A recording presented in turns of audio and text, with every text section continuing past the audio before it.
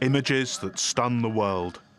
2 years ago, as this fitness instructor was leading a class in Myanmar's capital, Naypyidaw, military vehicles launched a coup in the background. The Tatmadaw, as Myanmar's military is known, toppled the government, detaining and prosecuting its leader, Aung San Suu Kyi. Suu Kyi remains in prison amid a continuing crackdown by the junta against opponents of its regime.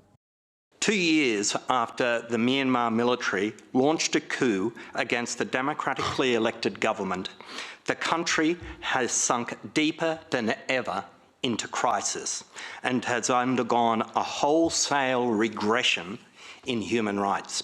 By nearly every feasible measurement and in every area of human rights, economic, social and cultural, as much as civil and political, Myanmar has profoundly regressed. Resistance to the takeover coalesced under the banner of the National Unity Government, but lacking foreign support, it has had limited success.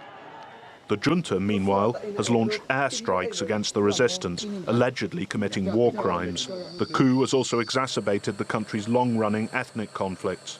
Sanctions were imposed on the regime, doing further harm to an economy already battered by COVID-19.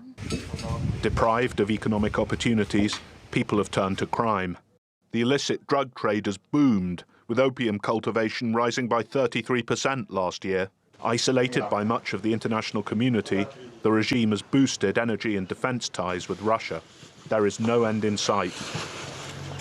Coup leader Min Aung Hlaing struck a defiant note at Myanmar's Independence Day celebrations in January. It is seen that some organizations and countries had meddled in the internal affair of Myanmar. However, we have decided to stand firmly globally while adhering to our foreign policy in order to safeguard the sovereignty, security and interest of our nation. The junta is planning national elections for August, but it will be hard to hold polls in large areas of the country given the instability. It is also feared that any elections will be unfair, with Aung San Suu Kyi and her party barred. They're talking about staging some sort of bogus elections later in 2023.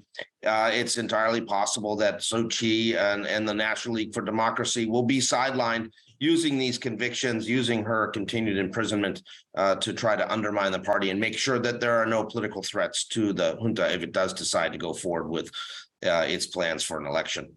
Efforts by the Association of Southeast Asian Nations to resolve the crisis have so far been unsuccessful.